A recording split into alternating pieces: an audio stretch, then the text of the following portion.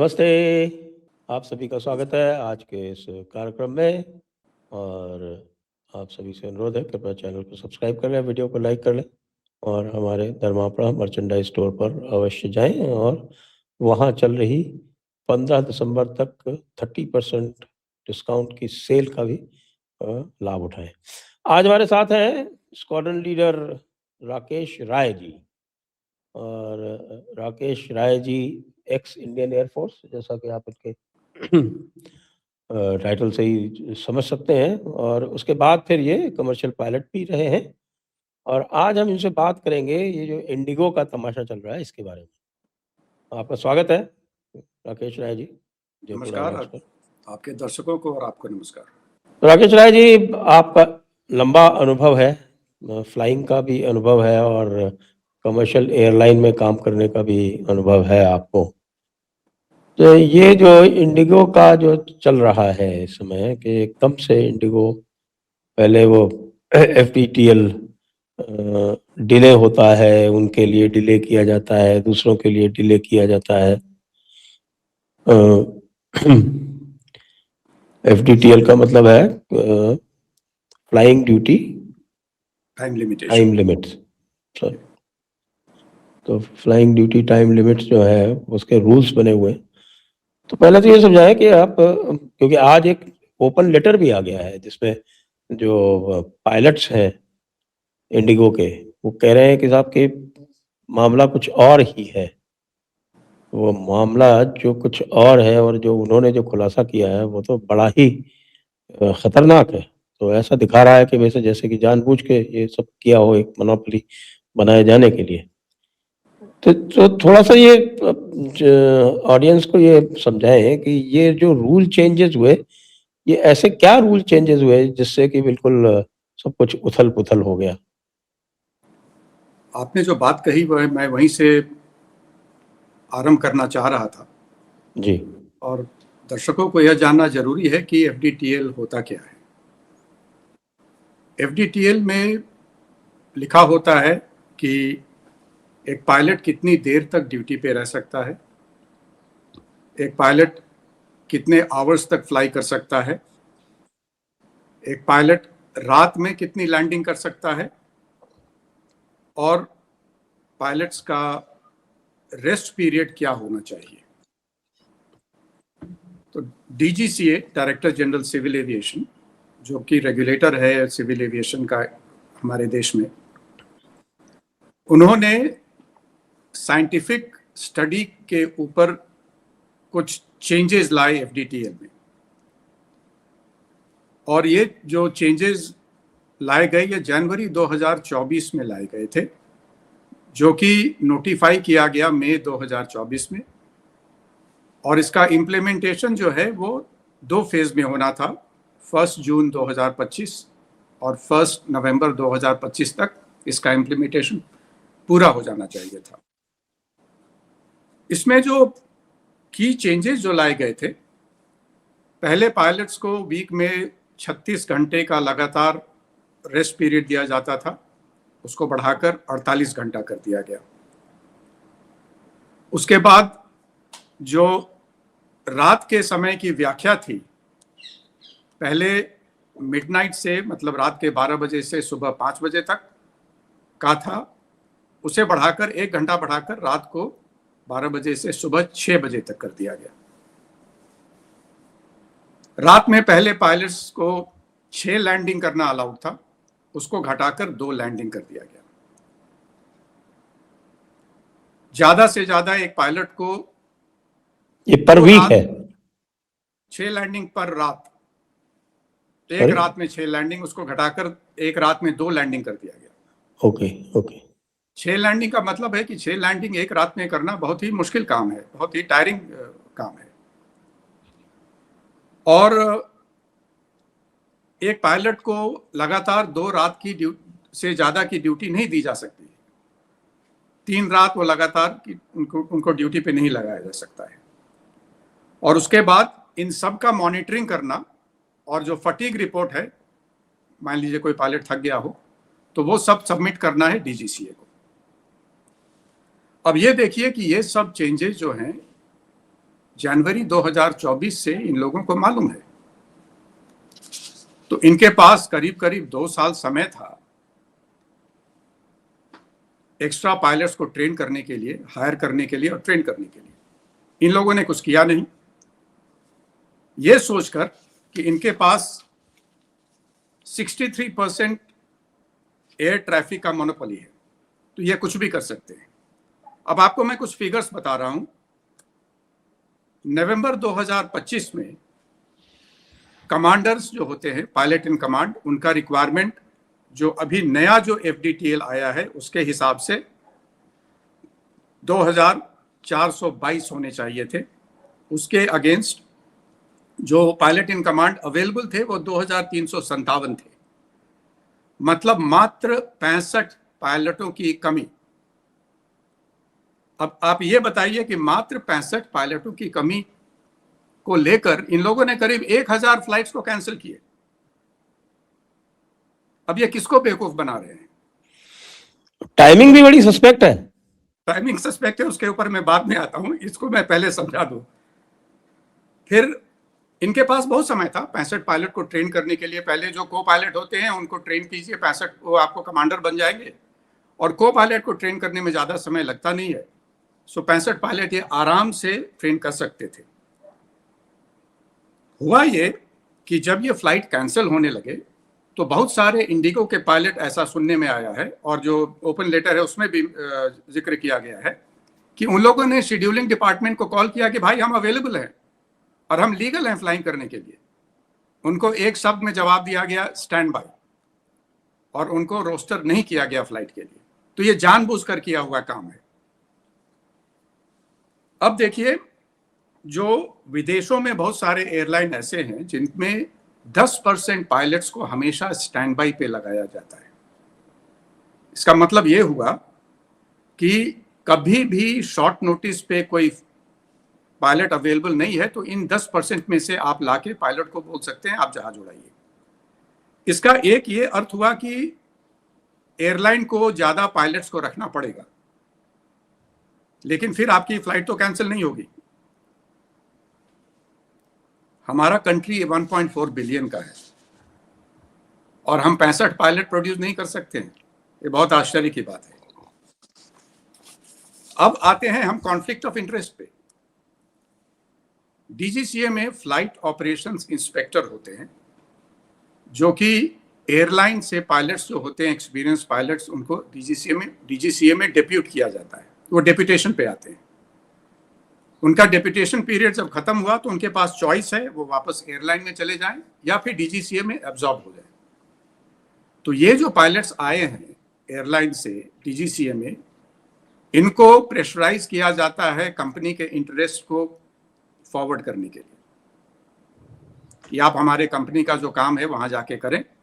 तो ये conflict of interest हो गया कि रेगुलेटरी बॉडी है, वो एयरलाइन से पायलट्स को ला रहे हैं और ये पायलट्स अपने एयरलाइन के लिए काम कर रहे हैं।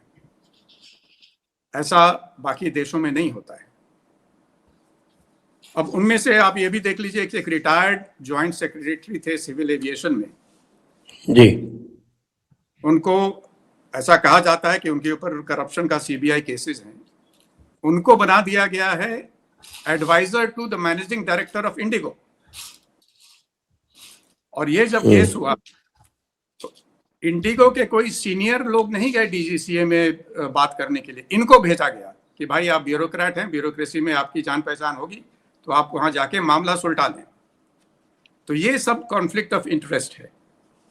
और DGCA में तो ऐसे भी लोगों का कहना है कि वहां काफी करप्शन होता रहता है। अब आते हैं सबोटाज इशू को लेकर। इंडियन एविएशन में 2 मेजर एयरलाइन हैं, एयर इंडिया और इंडिगो।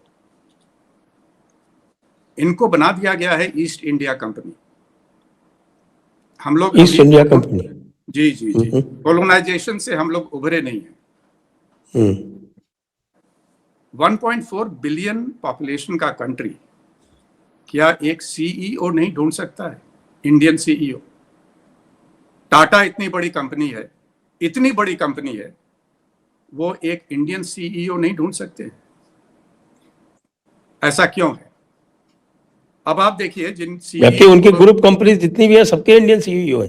करेक्ट, बिल्कुल। और हमारे एयर इंडिया को छोड़ के तो गूगल में और कहाँ सब सीईओ बने हुए हैं, लेकिन एविएशन सेक्टर में हम लोगों को गोरी चमड़ी से ज्यादा प्यार हो गया है। अब इन एक्सपैट सीईओज ने और एमडीज ने क्या किया कि अपने दोस्तों और यहां तक कि अपने दोस्तों की वाइफ्स को बहुत ही हाई पे एंड पर्क्स पे कंपनी में कंसल्टेंट बना लिया। ओके। अब क्या होता है कि जो और डीजीसीए पायलट्स की पे रेज नहीं की, मुझे बताया गया कि साहब की इंडिगो सबसे कम पे करती है। सबसे कम पे करती है। उस पे मैं आऊंगा बाद में उस बात को लेकर। तो अब क्या होता है कि डीजीसीए हर एक कंपनी में उनके डेजिग्नेटेड अपॉइंटमेंट होल्डर होते हैं। जैसे फ्लाइट सेफ्टी का जो एयर इंडिया का या इंडिगो का जो हेड होगा वो डायरेक्टली आंसरेबल है डीजीसीए के लिए। लेकिन चूंकि ये एक्सपर्ट कंसल्टेंट्स आए हुए हैं, ये लोग हुक्म चलाते हैं और कुछ गड़बड़ होता है तो जो एम्प्लॉय है बेचारा जो कि डीजीसीए से डेजिग्नेटेड है उसको पनिशमेंट मिलता है, कंसल्टेंट को कुछ नहीं होता है। उसको सिर्फ पैसे मिल रहे हैं, पर्क्स मिल रहे हैं, वो घर पे जाता है। और ये दोनों एयरलाइन में इन लोगों ने ये इस तरह का सिस्टम बना रखा है। सो पूरा का पूरा वो ईस्ट इंडिया कंपनी हो गया है।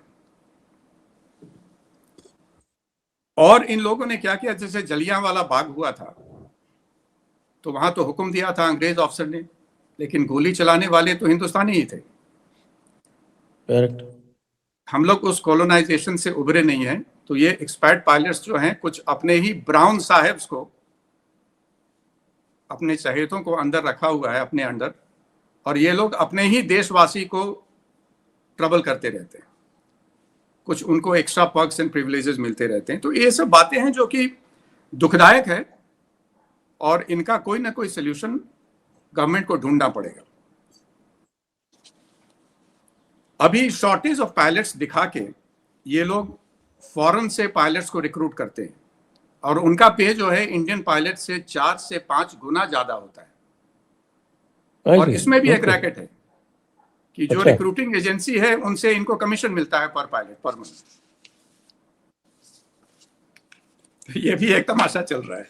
अपने पायलट्स को जॉब नहीं देंगे, लेकिन बाहर के पायलट्स को 4 to 5 टाइम्स द रेट पर बुला के उनसे जहाज उड़वाएंगे। तो ये अलग एक रैकेट चल रहा है। अब आते हैं सबोटाज इशू पे, जिस पे हम लोग बात करना चाह रहे थे। एक तो इन लोगों ने ये आर्म ट्विस्टिंग का और गवर्नमेंट को झुकाने का जो इन लोगों ने तरीका ढूंढा है, ये बहुत ही यूनिक तरीका है। पहले पायलट्स और इंजीनियर्स और कैबिन क्रू स्ट्राइक पे जाते थे। पहली बार ऐसा हुआ है कि एयरलाइन स्ट्राइक पे गया है। पूरी की पूरी एयरलाइन स्ट्राइक पे है। जैसा कि मैंने कहा कि पायलट्स अवेलेबल थे पहले, उन लोगों को बोला गया कि आप स्टैंड बाई पे रहिए, आपको जहाज नहीं उड़ाना है। ये जानते हुए कि इनकी फ्लाइट्स नहीं जाएगी, फ्लाइट्स कैंसिल हो गई, इंडिगो ने टिकट्स बेचे पैसेंजर्स को। जब आप जान रहे हैं कि फ्लाइट नहीं जाएगी तो आप टिकट क्यों बेच रहे हैं? पैसेंजर्स का पैसा अपने पास रखा, उसका इंटरेस्ट खाएंगे। अब इन लोगों ने क्या किया, जानबूझकर पैसेंजर्स को नहीं बताया कि फ्लाइट्स कैंसिल हो रहे हैं। ऐसा क्यों किया? यही एक तरीका था कि सारे पैसेंजर्स को अलग अलग एयरपोर्ट पे उनकी भीड़ इकट्ठा की जाए। अगर इनको घर पे बता देते कि भाई फ्लाइट्स नहीं जाएगी तो पैसेंजर्स नहीं आते, एयरपोर्ट पे भीड़ नहीं होती, एयरपोर्ट पे तमाशा नहीं होता। इन लोगों ने जानबूझकर ये खेल खेला, पैसेंजर्स को नहीं बताया। सारे पैसेंजर्स एयरपोर्ट पे आए, चेक इन किए, इनका बैग चेक इन हुआ, जहाज पे बिठाया, पायलट नहीं है, और एयरपोर्ट पे अफरा तफरी मचा हुआ था, जिससे कि पूरी वर्ल्ड मीडिया देखे कि हिंदुस्तान में ऐसा हो रहा है और गवर्नमेंट पे प्रेशर डाला जाए। तो ये बहुत सोची समझी साजिश थी। किसी एक जगह पे इतने लोगों को इकट्ठा करने का यही एक तरीका था जो इन लोगों ने किया। अब इसका टाइमिंग देखिए, प्रेसिडेंट पुतिन आए थे यहां और उसी दिन ये तमाशा हुआ। तो क्या ये पूरी साजिश रची गई थी प्रेसिडेंट पुतिन के विजिट को नजरअंदाज करने के लिए, या पूरी दुनिया के सामने भारत का मजाक उड़ाने के लिए? ये बहुत इंपॉर्टेंट इशू है, इसके ऊपर सरकार को ध्यान देना चाहिए और इसके ऊपर इंक्वायरी होनी चाहिए। ऑप सिंदूर जब हुआ था तो हमारे कंट्री में एक टर्की की कंपनी थी चेलेबी, जो कि ज्यादातर एयरपोर्ट्स जो इंडिया में हैं उनका ग्राउंड हैंडलिंग का काम करती थी। तो अखबारों में भी आया था कि चेलेबी को ओवरनाइट है सो उनको बोला गया आप अपनी दुकान बंद करो, क्योंकि टर्की पाकिस्तान को सपोर्ट कर रहा था। और यहाँ पे सबसे बड़ी एयरलाइन जो इंडिया की है उनका टर्किश एयरलाइन से अभी भी कोलैबोरेशन है और बायलैटरल एग्रीमेंट है। क्या यह सिक्योरिटी ब्रीच नहीं है? जब आप चेलेबी जैसे बड़े ऑर्गेनाइजेशन को ओवरनाइट दुकान बंद करने के लिए बोलते हैं और दूसरे एयरलाइन को, वो टर्किश एयरलाइन से उनका कोलैबोरेशन और बायलैटरल चल रहा है, उसको चलने देते हैं, तो ये सब जो साजिश वाला जो एंगल है सोचना पड़ेगा। और एक्सपैट जो सीईओज हैं, एक्सपैट एमडीज हैं, और ये टर्किश कनेक्शन, सरकार को एक फोरेंसिक ऑडिट करना होगा इस कंपनी का, शेड्यूलिंग का फोरेंसिक ऑडिट करना होगा, देखने के लिए कि ये जानबूझकर किया गया साजिश है। अभी हम रोड पे जाते हैं, मेरे एक दोस्त ने बहुत अच्छी बात कही, कल ही हम उनसे बात कर रहे थे कि अगर मान लीजिए हमने हेलमेट नहीं पहना हो या आपने सीट बेल्ट नहीं लगाया हो, तो रोड सेफ्टी के नाम पे आपसे 2000, 5000, 10,000 जो फाइन है लगाते हैं। यहाँ पे पैसेंजर्स के सेफ्टी का सवाल है, पायलट फटीग को आप नहीं ध्यान में ले रहे हैं, और जिसमें कि मिलियंस ऑफ पैसेंजर्स की लाइफ का सवाल है, वहां पे आप किसी एयरलाइन को सिर्फ वार्निंग और लव लेटर देके छोड़ देते हैं। इनके ऊपर तो हजारों करोड़ का फाइन लगना चाहिए। तो जब सेफ्टी का जो इशू है, रोड सेफ्टी में आप 2000 रुपया फाइन कर रहे हैं और एयर सेफ्टी में उनको केवल वार्निंग लेटर दे रहे हैं, ये कहां का इंसाफ है? ये तो जब हमारे होम मिनिस्टर साहब ने जब इनको धमकी दी तभी इन लोगों ने पैसेंजर्स को रिफ्रेशमेंट वगैरह देना शुरू किया, नहीं तो वो भी नहीं होता और पैसेंजर सारे ऐसे ही बेचारे भूखे प्यासे पड़े होते। हमारे यहाँ जो इंडियन एविएशन है वो 80 साल से ज्यादा पुराना है, मिलिट्री और सिविल मिला के, और हमारे यहाँ बहुत स्ट्रांग पूल है एविएशन प्रोफेशनल्स का। तो क्या ये बहुत मुश्किल काम है कि इंडियन सीईओ ढूंढना? तो ये सब जो प्रश्न है वो हमारे देश को पूछना पड़ेगा, और इंडिगो को और अब दूसरे और भी जो एयरलाइन है उनको इसका जवाब देना पड़ेगा। तो फिर ये भी बताया जाता है कि साहब कि इंडिगो का जो रेवेन्यू मॉडल है और जो प्रॉफिटेबिलिटी इन्होंने मेंटेन की है, उसमें एक मुख्य जो उसका अवयव है, उसका जो एक मेन एलिमेंट है, वो ये है कि साहब कि 300-400 एयरक्राफ्ट बुक कर लो, जिसके बाद फिर कोई दूसरी कंपनी इंडिया से यदि आना चाहे या विदेश से भी कोई कंपनी को अगर मान लीजिए तुरंत नए एयरक्राफ्ट की जरूरत हो, तो उससे आप पगड़ी देके और फिर उसको रिलीज कर दो। हाँ, हेजिंग करते हैं, बिल्कुल सही बात है। और ये जो टिकट बुक करते हैं आप, आपसे कन्वीनियंस फी चार्ज करते हैं, जो इतना इनकन्वीनियंस हुआ इंडिगो को वो सब कॉम्पेंसेट करना चाहिए, इनकन्वीनियंस फी भी होना चाहिए। और जब इंडिगो ने इतने सारे जहाज एक साथ ऑर्डर किए तो इन लोगों ने पायलट ट्रेनिंग क्यों नहीं शुरू की? क्या वो भोज पे कद्दू रोपने का हिसाब किताब था कि जब जहाज आ जाएगा तो हम पायलट पैदा कर लेंगे? लग तो कुछ ऐसा ही रहा है कि भाई आप 400-400, 500-500 एयरक्राफ्ट ऑर्डर कर रहे हो और प्लानिंग आपकी कुछ भी नहीं है उनको इंडक्ट करके और आगे चलाने के लिए। एक्चुअली जो रूट मोनोपोलाइजेशन इन्होंने किया है जी, ये क्या सिस्टम है? अब ये जो कंपनियां हैं वो डीजीसीए को, मिनिस्ट्री को अप्रोच करती हैं कि हम इस रूट पे जहाज उड़ाना चाहते हैं, अब जो लेवल ऑफ करप्शन है इन सब ऑर्गेनाइजेशंस में, पैसे देके आप कुछ भी करवा सकते हैं। आपको एक छोटा एग्जांपल देता हूं। एयर इंडिया एक्सप्रेस की एक फ्लाइट होती थी कोचीन से सिंगापुर। वो फ्लाइट फुल जा रही थी, सॉरी कोचीन से सिंगापुर नहीं, त्रिची से सिंगापुर।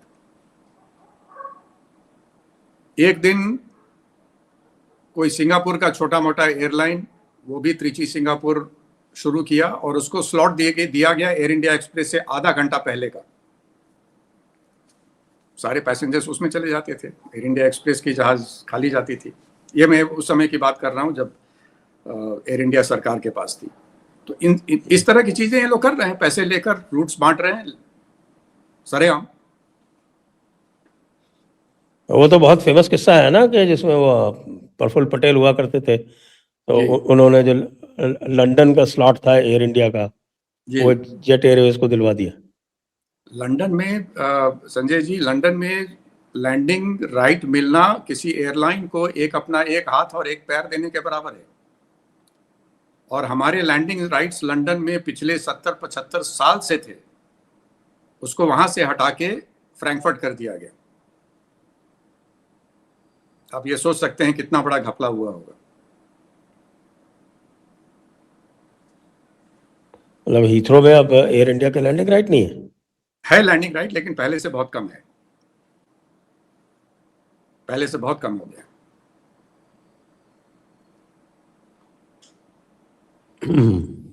हाँ, हिस्टोरिकली तो बहुत रहा ही होगा जी। कुछ ही दिन पहले तक तो मुझे ध्यान है 2 फ्लाइट तो डेली हुआ ही करती थी। और इंडिगो में देखिए जो इनके नॉन एग्जीक्यूटिव डायरेक्टर्स हैं, वो सब अपने अपने फील्ड के बहुत ही धुरंधर लोग हैं, और एक नहीं 5-6 लोग हैं। तो क्या ये लोग भी सोए हुए थे? इन लोगों ने कुछ नहीं कहा। डिफेंस के लोग हैं, सिक्योरिटी एक्सचेंज के लोग हैं, नीति आयोग के रिटायर्ड लोग हैं इंडिगो बोर्ड ऑफ डायरेक्टर्स में। इन लोगों को कुछ नहीं दिखा क्या? सब लोग सोए हुए थे। ये सोची समझी साजिश है। ये इसके पीछे जो कुछ भी हुआ है, इसके ऊपर पूरी तहकीकात होनी चाहिए और heads must roll, exemplary punishment must be given. Can the airline be broken up and handed over to? Can always be taken over. It can always be taken over and given to somebody else or broken up. Yes, इनका air operator permit जो है AOP cancel कीजिए, बिल्कुल हो सकता है। Civil aviation ministry के पास पूरी अथॉरिटी है सब करने की, और इतने सालों से इनका जो मोनोपोली है 63% का, ये भी तो दिखना चाहिए था। जो एजेंसीज हैं जो मॉनिटर करते हैं, क्या वो जो एजेंसी है कंपटीशन वाली जो ऑर्गेनाइजेशन है, कंपटीशन कमीशन ऑफ इंडिया, जी, उनको भी देखना चाहिए था। सरकार को चाहिए। अभी मैं एक और बात कहना चाहूंगा कि जो लोग बुलेट ट्रेन के विरोधी थे, उनसे मैं पूछना चाहूंगा कि ऐसे सिचुएशन में बुलेट ट्रेन जैसे ही यात्रा के साधन आपको मदद करेंगे, और सिविल एविएशन जो है वो सेकंड लाइन ऑफ डिफेंस है। लड़ाई के समय में सिविल के जहाज यूज किए जा सकते हैं, और जब आपके CEOs और MDs सब फॉरेन नेशनल्स हैं, तो उनकी लॉयल्टी क्या होगी हमारे कंट्री की तरफ? हो ही नहीं सकती।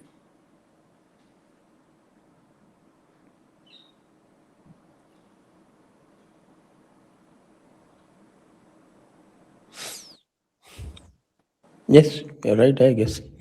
इंडिगो की बात करें अगर, तो इंडिगो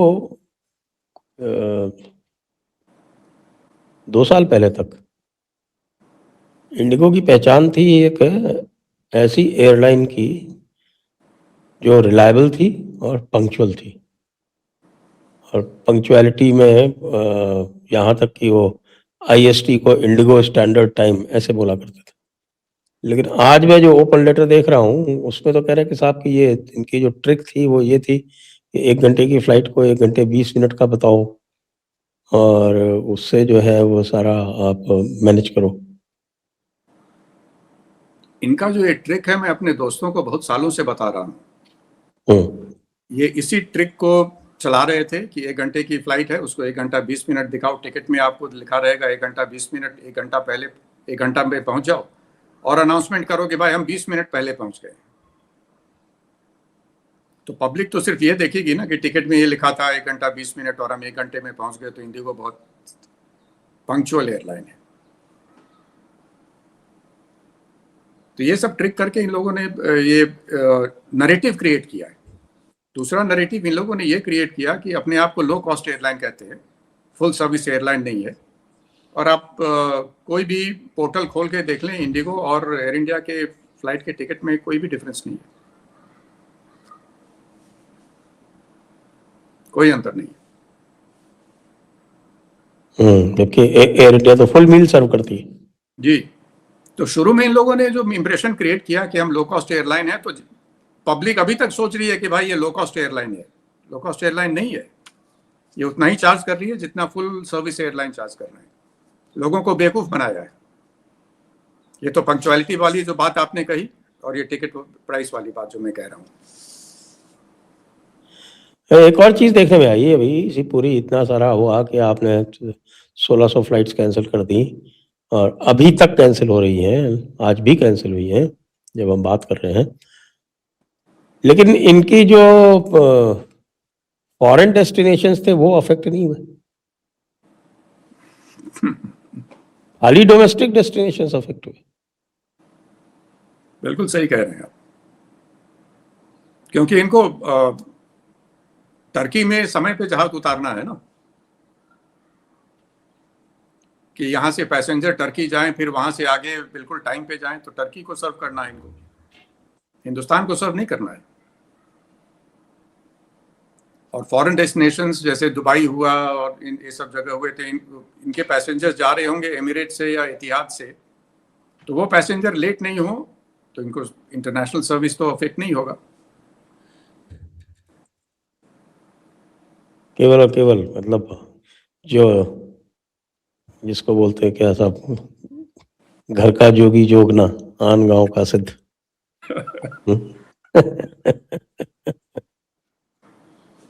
ये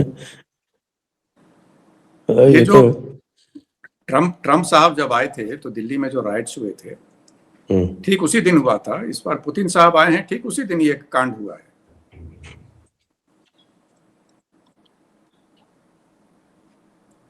I only hope home ministry इस चीज को ध्यान दे और इसके ऊपर कार्रवाई करे। too much of a coincidence, too much of a coincidence. इनका तरीका देखिए, किस तरह से पैसेंजर्स को एयरपोर्ट पे लाया, उनको बताया नहीं। एयरपोर्ट पे पहले बता देते आप, नहीं, ये तरीका था भीड़ इकट्ठा करने का। heavy management. Peter Elbers, Isidore Porqueras, Jason Herter, Aditi Kumari, Ashim Mitra, Akshay Mohan, Rahul Patil, Tapas Day. इनमें से जो इंडियन पायलट्स का आपने जो नाम लिया है, ये लोग अपना सिमुलेटर्स चला रहे हैं और इंडिगो उन सिमुलेटर्स को हायर करते हैं। कुछ लोगों ने अपने जहाज खरीद रखे हैं जो ट्रेनिंग इंस्टीट्यूट्स को देते हैं, वहां पे इंडिगो की पायलट्स की ट्रेनिंग होती है। जो ब्राउन साहब वाली बात जो मैंने कही, यही लोग हैं ब्राउन साहब लोग।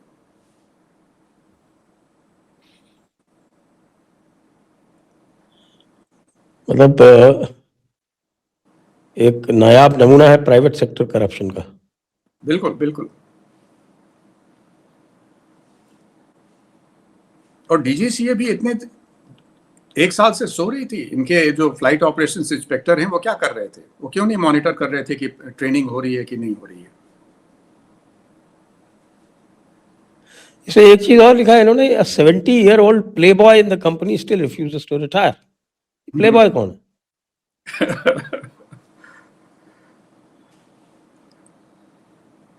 Kazakhstan ground staff who earn only rupees 18,000 a month are doing the work of 3 people. True. Ground staff को भी बहुत हार्डशिप है। इंडिगो में बहुत मेहनत करनी पड़ती है, क्योंकि ये लोग ज़्यादा एम्प्लॉयज़ को एम्प्लॉय नहीं करना चाहते हैं, इनको पे देना पड़ेगा। और ये जो ऊपर में बैठे हुए हैं सारे जो एक्सपर्ट्स, ये साल के करोड़ों रुपए, मतलब सिंगल डिजिट में नहीं, मल्टी डिजिट में करोड़ों रुपए इनका पे है।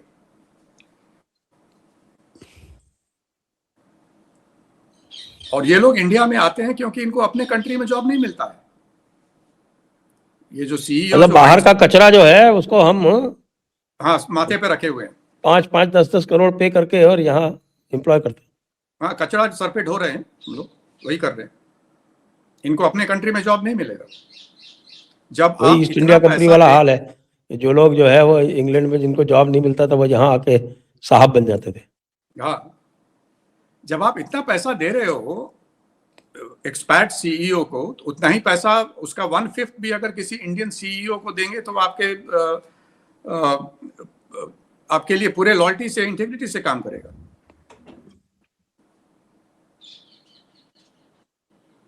ईस्ट इंडिया कंपनी बना rot is really deep.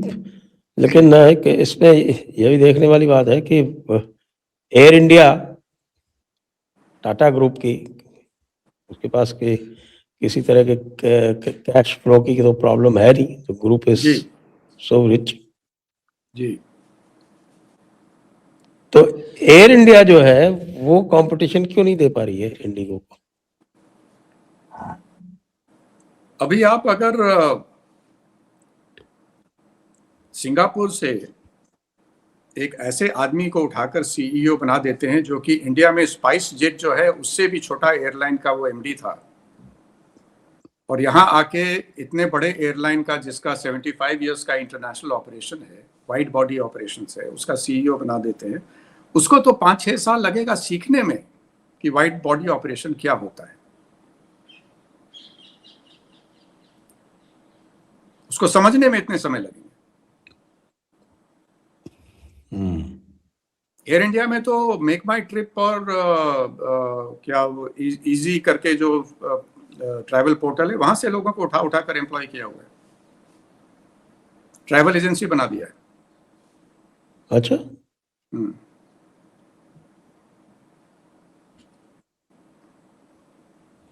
Aviation background नहीं है इन लोगों का, क्योंकि ये लोग टिकट बेचते थे तो इन लोगों ने सोचा कि टिकट बेच रहे हैं तो एविएशन से रिलेटेड होंगे। और जितने जो पुराने एम्प्लॉयज थे, लेगेसी एम्प्लॉयज जिनको बोलते हैं, सबको हटा दिया ये कह के कि जितने भी लेगेसी एम्प्लॉयज थे they were all useless. What an absurd thinking. तो सब यूजलेस थे तब फिर भी एयरलाइन चल रहा था ना, बढ़िया चल रहा था आज से पहले। ये तो एयर इंडिया के टेक ओवर के बाद में कुछ इंप्रूवमेंट दिखाई क्या आपको? अभी तक तो कोई इंप्रूवमेंट नहीं दिख रहा है। आप कितने दिन थे एयर इंडिया में? मैं तो एयर इंडिया में 30 साल था। 30 साल से तो आपने ये ट्रांजिशन देखा है? जी हाँ देखा है, ट्रांजिशन देखा है, 2 साल ट्रांजिशन देखा है मैंने। तो आपका क्या ओपिनियन है इस ट्रांजिशन के बारे में? क्योंकि ट्रांजिशन तो इसलिए किया गया था कि एयर इंडिया विल इम्प्रूव। हाँ बट वैसा हुआ नहीं है। मैं तो अपना एक्सपीरियंस बता सकता हूँ कि देखिए एयर इंडिया से मैं जो डायरेक्ट इनकी मेलबर्न की फ्लाइट है उससे मैं ट्रैवल किया था। आई वाज सोरली डिसअपॉइंटेड क्योंकि कोई भी चीज़ जो है वो अंदर चल ही नहीं रही थी। ना एंटरटेनमेंट सिस्टम चल रहा था, ना सीट रिक्लाइन हो रही थी, ना उनका जो वो डिमर है वो 787 वाला वो काम कर रहा था। और every time we used to call the air hostess, they were very polite of course, they would say कि बस अभी अभी वी विल चेक और nothing is to happen. So you just wondering कि क्या हो रहा है। Then I checked with other people, उन्होंने कहा कि एयर इंडिया के जो एयरक्राफ्ट है इनका यही हाल है। टाटा को टेक ओवर किए कितने साल, करीब 5 साल होने वाले हैं। 5 साल में भी इम्प्रूवमेंट नहीं हुआ तो फिर क्या बात है। और एम्प्लॉयज भी मेरे जो बाकी जो पायलट फ्रेंड्स हैं जो अभी भी हैं वहाँ पे, कोई खुश नहीं है।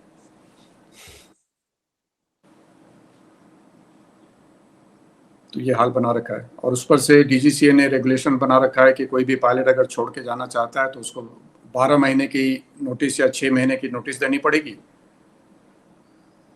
और तब तक उसका जो जॉब ऑफर होता है बाहर का वो चला जाता है। हमारे इतने सारे प्रोफेशनल्स हैं जो बाहर काम करते हैं, doctors, engineers and all, pilot क्यों नहीं बाहर काम कर सकता है? एक बार हमारे जो स्किल डेवलपमेंट मिनिस्टर थे, उनसे मेरी बात हो रही थी, तो उनको मैंने एक बात कही थी कि 1.4 बिलियन हमारा पॉपुलेशन है, लेकिन आप हमारे आसपास के देशों में देखें, मिडिल ईस्ट में खासकर, जितने एयरलाइन हैं, सबके जो प्रोफेशनल्स हैं सारे वाइट्स हैं, और ऐसे ऐसे कंट्रीज से हैं जिस कंट्री का पॉपुलेशन हमारे एक सिटी के बराबर नहीं है। तो ऐसा क्यों नहीं है कि हम अपने कंट्री में इतने पायलट प्रोड्यूस करें कि जाके वहां ये लोग नौकरी कर सकें? जो बायलैटरल एग्रीमेंट होता है उसमें गवर्नमेंट कह सकती है कि आपको मैं लैंडिंग राइट्स तभी दूंगा जब आप हमारे इतने प्रोफेशनल्स को एम्प्लॉय करेंगे अपने एयरलाइन में। जॉब क्रिएट कर सकते हैं हम लोग। स्पेशली अगर ये दिख रहा है कि साहब कि ये एक ऐसी इंडस्ट्री है जिसमें शॉर्टेजेस हैं जी तो, और आपने ऑर्डर कर रखे हैं 1000 प्लेन्स आर ऑन ऑर्डर, जी टाटा और इंडिगो को मिला के लगभग 1000 और आकाशा, इनको तीनों को मिला के 1000 से ऊपर प्लेन्स जो हैं ऑन ऑर्डर हैं। जी तो इन 1000 के लिए आपको कम से कम 1000 पायलट प्लस चाहिए, स्टैंड बाय, तो इतने तो आपको चाहिए। मिनिमम कमांडिंग 11,000 पायलट चाहिए, कमांडिंग पायलट चाहिए और और बाकी कमांडर्स करीब 6,000 के आसपास चाहिए। तो ये कहाँ से आएंगे? वही तो प्रश्न है। ये सब सो रहे हैं क्या अभी तक? मिनिस्ट्री सो रही है, डीजीसीए सो रहा है, एयरलाइन सो रहे हैं, क्या कर रहे हैं ये लोग?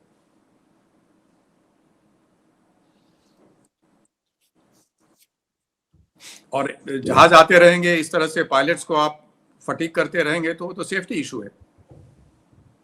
हाँ, वो जो अहमदाबाद वाला जो क्रैश हुआ था वो तो अभी तक स्टिल इट्स मिस्ट्री। अभी आपको मैं कल या परसों की बात बता रहा हूँ, काठमांडू में इंडिगो का एक को पायलट कॉकपिट में बैठा हुआ बेहोश हो गया, ऐसा मुझे बताया गया है। फटीग। फटीग। और 2-3 पायलट तो उनका डेथ भी हो चुका है, कॉकपिट से बाहर निकले, they have collapsed and died.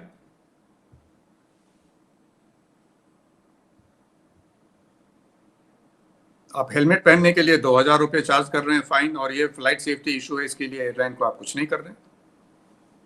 They are getting away with murder.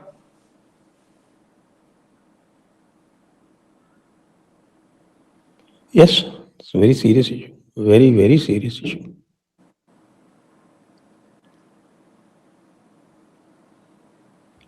आपके पास यदि आपके पास क्या, what solutions do you suggest? क्या हमारे पास इमीडिएटली जो है गवर्नमेंट को क्या करना चाहिए? सबसे पहले तो मोनोपोली खत्म करनी चाहिए। दूसरे जो एयरलाइन हैं जैसे स्पाइस जेट है, आकाशा है, इन लोगों को मदद करनी चाहिए कि अपना फ्लीट बड़ा करें। जब तक कंपटीशन मार्केट में नहीं होगा तब तक ये मोनोपोली के कारण ये तमाशा होता रहेगा। नंबर 1। क्या इनका रूट काट देने चाहिए? Should their routes be reduced by 30%? Routes can only be reduced when some other airline is ready to take over that route. और उसके लिए जरूरी है कि airlines like SpiceJet and Akasa and some more new airlines should come up, और load है so distribute किया जाए। क्योंकि अगर आप रूट बंद कर देंगे तो वहां के पैसेंजर्स क्या करेंगे, कैसे ट्रैवल करेंगे? इसका सोल्यूशन यही है कि दूसरे एयरलाइंस को मदद की जाए, गवर्नमेंट मदद करे उनको फ्लाइंग इंक्रीज करने के लिए, एयरक्राफ्ट इंक्रीज करने के लिए, तभी ये हो सकता है। एक तो ये हुआ। दूसरा, alternate mode of transportation, high speed train वगैरह बहुत जरूरी है हमारे देश में। किसी कारणवश, जैसे अभी कुछ दिन पहले हुआ था, जीपीएस स्पूफिंग के कारण फ्लाइट्स वगैरह कैंसिल हो रहे थे, किसी कारणवश इस तरह की कोई चीज हुई तब तो country will come to a standstill. अभी जो एक्सप्रेसवे वगैरह बने हुए हैं तो अभी तो कुछ तो अल्टरनेटिव है, हाई स्पीड एक्सप्रेसवेज हैं, हम गाड़ी उठाते हैं चल देते हैं। उसी तरह हाई स्पीड ट्रेन होनी चाहिए, वो भी बहुत इंपॉर्टेंट है। सो ये सब करना बहुत जरूरी है। More flying institutes should be opened, ethical flying training should be done, ये सब बहुत जरूरी है।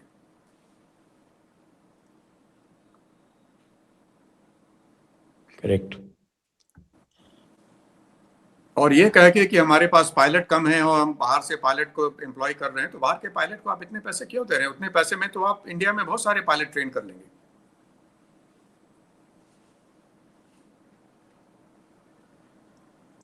हाँ, there is very very large number of pilots available. और खाली यही नहीं है भाई, कितने तो आपके एयरफोर्स से रिटायर होते हैं, वो they are all available. Air force से रिटायर होते हैं, नेवी से रिटायर होते हैं, वो भी पायलट्स आपके पास अवेलेबल हैं, कोस्ट गार्ड से होते हैं, उनको लीजिए आप।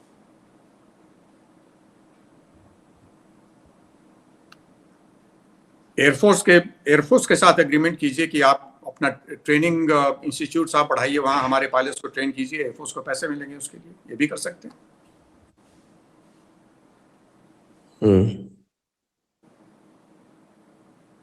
और एयरफोर्स की ट्रेनिंग जो सिविल फ्लाइंग क्लब में ट्रेनिंग होती है, उससे तो बहुत ही बेहतर होगा।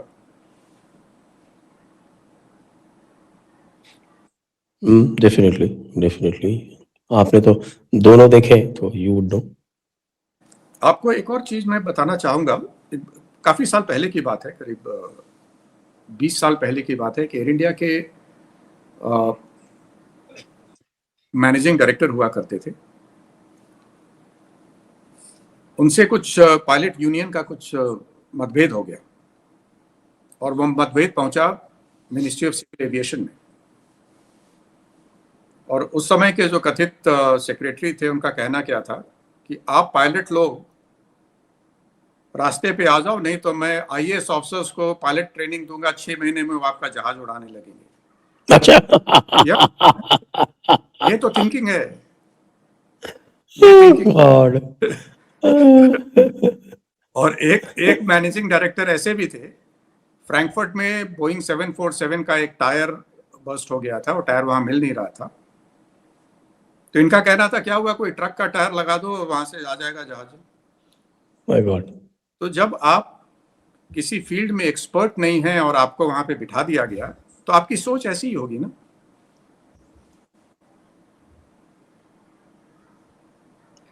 ये तो थोड़ी कॉमन सेंस की सी बात है, ये तो कोई कॉमन सेंस की बात है। इतना तो अगर कोई इस तरह की बात करे तो फिर उस पर तो शक होता है कि भाई इसने एग्जाम पास कैसे किया यूपीएससी का। क्योंकि अगर ये नहीं पता है तो you can not clear that exam, it's very tough. Absolutely. और आप तो उसमें रह चुके हैं, आप तो जानते ही हैं। मैं तो रह चुका हूँ, तो मेरा तो ये मानना है कि भाई because of too much security, the time they come into the service, they are probably the best among the best, but when they leave the service, they are among the worst.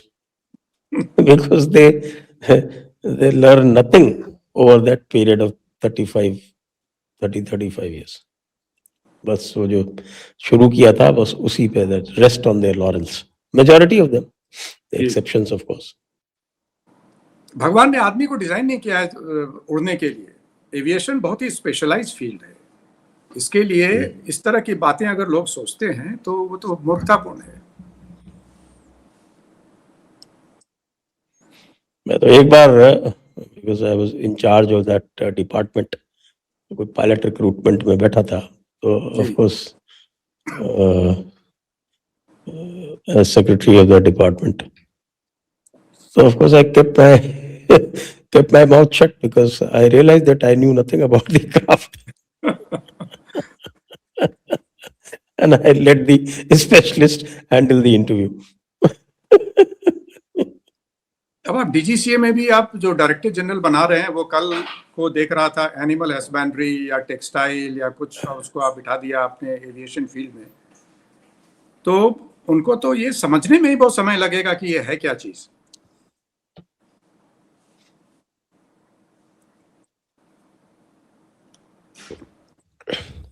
हाँ वो है, ये expect किया जाता है कि साहब की some very high IQ people have been recruited so they would be able to master it, लेकिन दे भूल जाते हैं कि वो जो आईक्यू जिस आईक्यू लेवल पे आए थे 30 साल में कुंद हो जाता है। क्यों? क्योंकि आगे कुछ वो करते नहीं, they don't study, they don't gather new knowledge, उनको कोई जरूरत नहीं है, दे जी गेट वेरी एरोगेंट, और arrogance is of course total enemy of knowledge. जी। ये एक दिक्कत है। एक वाकया आपको सुनाना चाहूँगा। बॉम्बे से मैं हैदराबाद जा रहा था, पैसेंजर जा रहा था, और as a passenger? As a passenger जी। कुछ ऑपरेट कर, वहाँ से फ्लाइट ऑपरेट करना था, तो मुझे पैसेंजर भेजा जा रहा था। हैदराबाद में शायद वेदर ख़राब था, उस कारण से डिले हो रहा था फ्लाइट में। तो कुछ ब्यूरोक्रेट्स की टीम जा रही थी हैदराबाद बॉम्बे से, तो काफ़ी वो नाराज़ थे, बोल रहे थे कि क्या एयरलाइन है। तो मुझे पता चला कि जो पायलट जिसको डिटेल किया गया था वो फ्लाइट उड़ाने के लिए, वो नया कमांडर बना था। तो नया जो कमांडर है उसको खराब वेदर में लैंड करने की ट्रेनिंग के लिए उसको कुछ मिनिमम फ्लाइंग एक्सपीरियंस चाहिए, तभी उसको ट्रेन किया जा सकता है। तो उनमें से एक ने मुझसे कहा कि ये कैसा एयरलाइन है, पायलट ट्रेंड नहीं है, सारे पायलट ट्रेंड होने चाहिए। तो मैंने उनसे एक सवाल पूछा कि भाई, कोई MBBS करता है और MBBS करके निकलता है, तो सीधे उसको क्या आप ब्रेन सर्जरी के लिए भेज देते हो? He takes time. Experience is required to reach that level where he can perform a brain surgery. उसी तरह पायलट्स का भी ट्रेनिंग प्रोसेस है, डिफरेंट लेवल्स है ट्रेनिंग का। तो लोगों को ये चीजें समझ में नहीं आती है।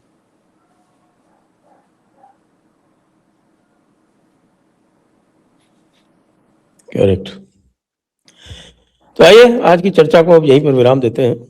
सभी दर्शकों को बहुत बहुत धन्यवाद, और राकेश राय जी को भी बहुत बहुत धन्यवाद। जय हिंद, जय भारत, वंदे मातरम। जय हिंद, वंदे मातरम, जय हिंद।